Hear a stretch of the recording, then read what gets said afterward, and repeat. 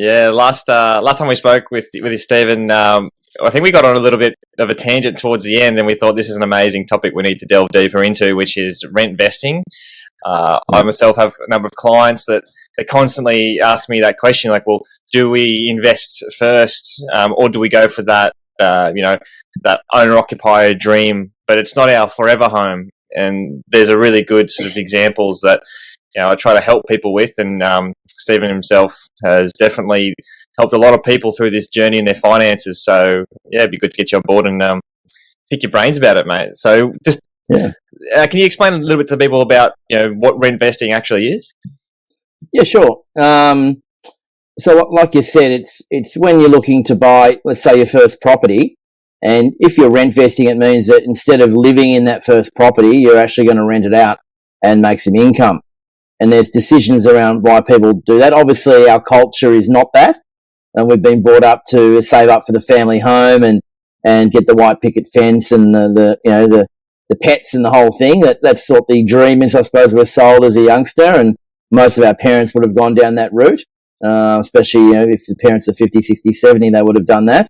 But because of the economy and the way things go and the way the whole world's going, as more and more people now are actually renting, because they can't afford really where they want to live, or it might be a struggle that people now are looking at alternative ways of living, and even building wealth as well. It's not just building wealth, it's also being able to have a reasonable lifestyle and not just have this noose around your neck, you feel like, for 35 years or even, well, that's what people don't really realise now, that the average mortgage length is going out to 40 years. We've got plenty of loans now which are 40 years in term. So just imagine you manage to save a bit of money of your first job and you get in your first home and you're 25 or 30 years old, and all of a sudden 40 years later you're nearly 70 and you've just paid it off.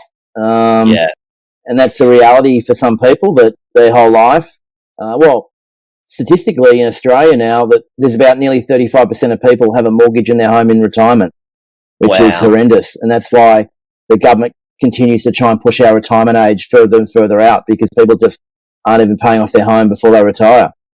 That's crazy. I'm so glad. I was talking about this last night at dinner with some friends around like what the pension is for Australia. Will 30-year-olds be able to get the pension when they do get to retirement age, and then also how much do they get, and do they still have a mortgage?